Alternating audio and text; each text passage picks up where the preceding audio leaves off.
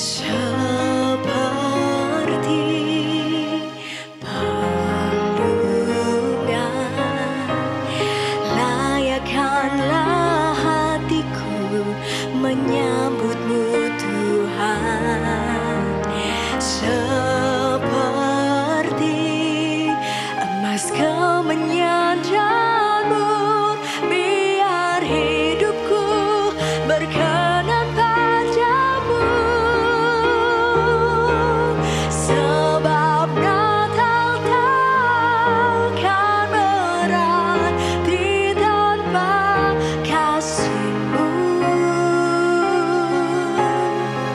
Lahir di hatiku hanya bersamamu, Yesusku, rasakan selalu indahnya Natal di hatiku. Bersama paduan suara surga ku bernyanyi, kemuliaan di tempat maha tinggi, dan damai sejahtera di antara manusia yang hidupnya berkenan kepadamu. Sebab Natal takkan berarti tanpa kasih-Mu. Lahir di hatiku hanya bersamamu, Yesusku, rasakan selalu indahnya Natal di hatiku.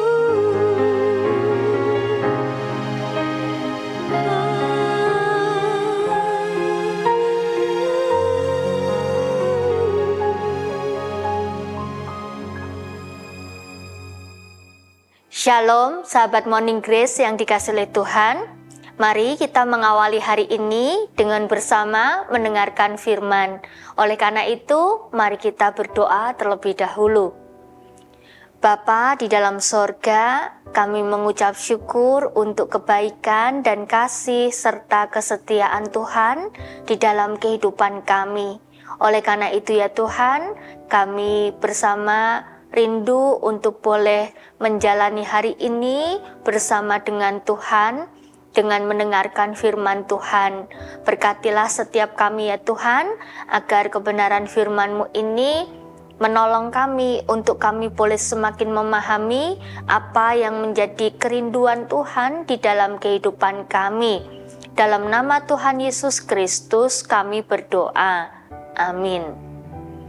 Sahabat Morning Grace yang dikasihi oleh Tuhan, firman Tuhan yang akan mendasari perenungan kita pada hari ini diambil dari Mazmur 127 ayatnya yang pertama. Demikian firman Tuhan. Jikalau bukan Tuhan yang membangun rumah, sia-sialah usaha orang yang membangunnya. Jikalau bukan Tuhan yang mengawal kota, sia-sialah pengawal berjaga-jaga. Sahabat Morning Grace yang dikasihi oleh Tuhan, kita tentu sepakat bahwa keluarga itu adalah anugerah yang indah dari Tuhan. Karena keluarga dirancang oleh Tuhan sebagai tempat untuk kita boleh bertumbuh di dalam kasih, untuk kita boleh bertumbuh di dalam segala kebaikan. Keluarga juga ada untuk dapat mendukung keberadaan kita. Nah, seringkali kita beranggapan bahwa keharmonisan keluarga itu terjadi karena hubungan baik antar anggota keluarganya. Tentu itu bukan hal yang salah, tetapi kita harus menyadari bahwa keluarga yang bahagia, keluarga yang harmonis itu terjadi karena Tuhan hadir di dalamnya. Oleh karena Tuhan yang menjadi dasar di dalam setiap aspek kehidupan keluarga. Oleh karena itu, keluarga dan kisah keluarga seperti apa yang akan kita tuliskan di bab berikutnya di tahun 2025. Mazmur 127 ayat yang pertama mengingatkan kepada kita bahwa segala usaha kita untuk membangun keluarga akan menjadi sia-sia jikalau kita tidak melibatkan Tuhan. Karena kehadiran Tuhan memberikan arah, menjadi kekuatan, dan membawa kedamaian bagi setiap anggota keluarga, bahkan di tengah badai kehidupan sekalipun. Karena itu, jika kita ingin keluarga kita menjadi keluarga yang bahagia, maka jangan lupa untuk menjadikan yang pertama, jadikan Tuhan sebagai pondasi di dalam kehidupan keluarga saudara. Bagaimanapun juga, kita pasti akan sepakat jika pondasi adalah bagian terpenting dari sebuah bangunan. Sehebat-hebatnya orang, tidak ada orang yang mampu membangun rumah mulai dari bagian atapnya terlebih dahulu. Hal ini mengingatkan kepada kita semua bahwa sudah seharusnya Kristus menjadi dasar di dalam kehidupan keluarga kita. Mari kita bandingkan dengan Matius 7 ayat 24 hingga ayat yang ke-25. Bagian dari Injil ini mengajarkan kepada kita tentang orang yang bijak. Dia akan mendirikan rumahnya di atas batu. Nah, demikian pula keluarga yang dibangun di atas firman Tuhan, di dalam firman Tuhan, di dalam Tuhan, maka akan menjadi keluarga yang tetap teguh sekalipun ada begitu banyak badai, ada begitu banyak persoalan yang menerpa. Oleh karena itu, mari saudaraku, biasakanlah untuk kita boleh selalu menjadikan dia sebagai dasar di dalam kehidupan keluarga kita. Yang kedua, jadikan kasih Tuhan sebagai pengikat di dalam kehidupan keluarga, sebagai perekat di dalam keluarga.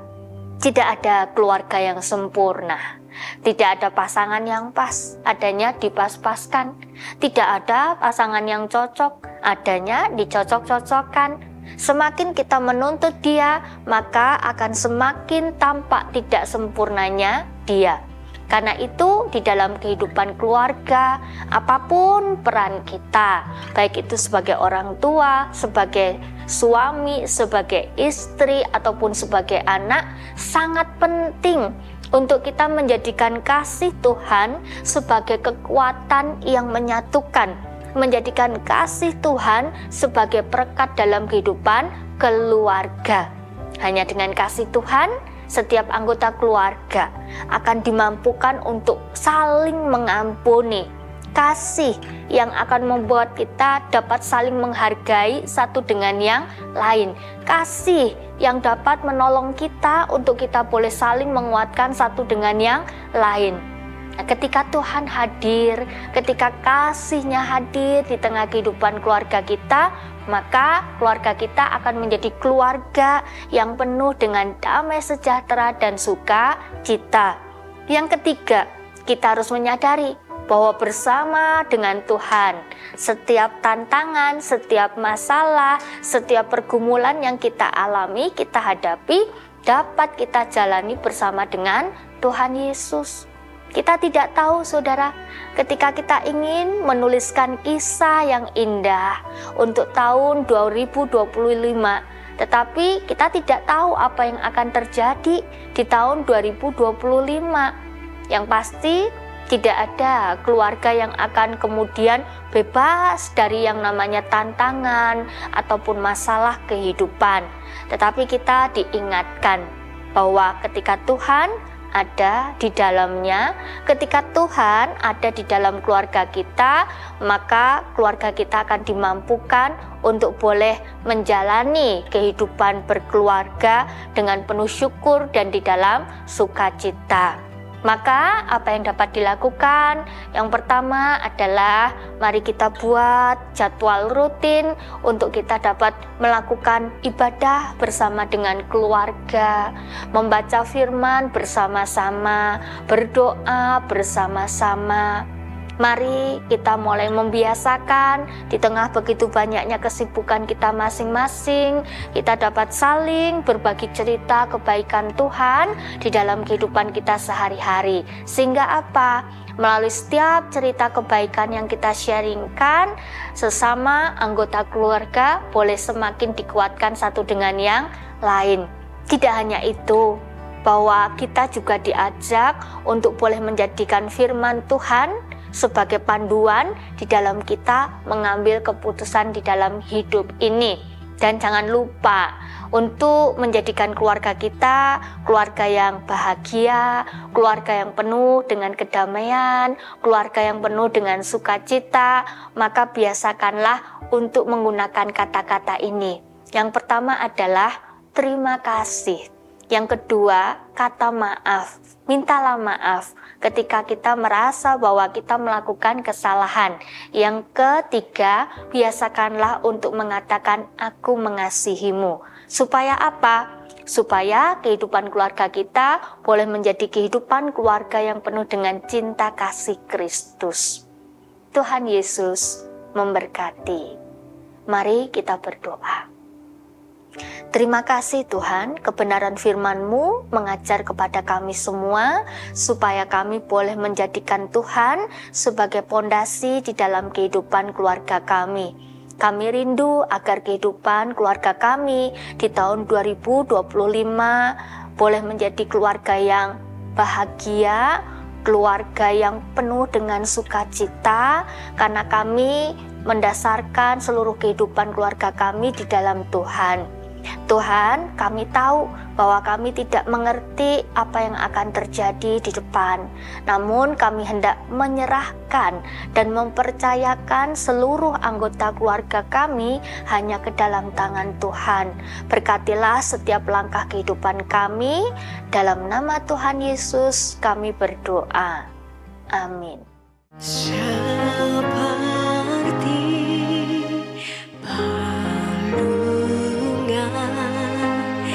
Layakkanlah hatiku menyambutmu Tuhan, seperti emas kemenyan dan mur, biar hidupku berkenan padamu. Sebab Natal takkan berarti tanpa kasih-Mu. Lahir di hatiku hanya bersama-Mu, Yesus, ku rasakan selalu. Indahnya Natal di hatiku.